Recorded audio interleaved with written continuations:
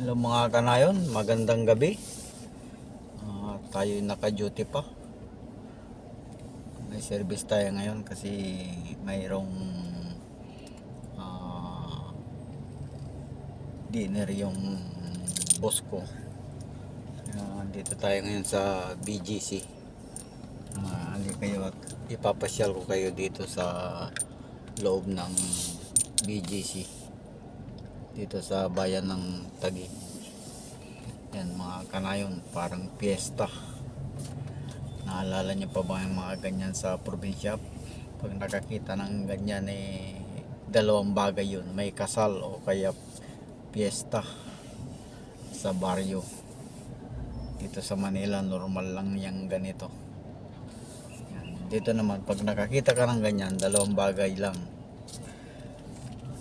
Pasko o gimikan. Ayan. Pero sa probinsya pag ganyan may kasal, mayroong piyesta. Ganun sa probinsya mga kanayon. Kaya nakakamiss din pagka ang bagal naman ito.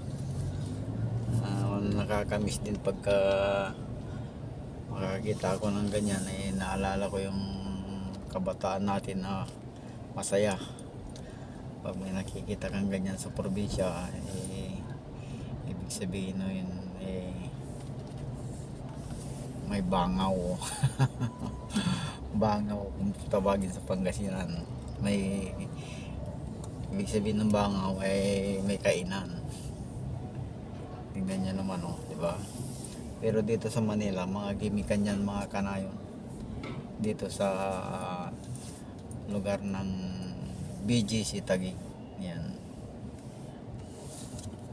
Maraming nagimik dito. Halos nagimik dito yung may mga pira. Kasi mamahal ng mga restaurant dito, mga kainan. Hanggang dito lang to. Ikot-ikot lang tayo dito. Yan. Tignan nyo naman diba? Yan. Thank you for watching. God bless. Bye.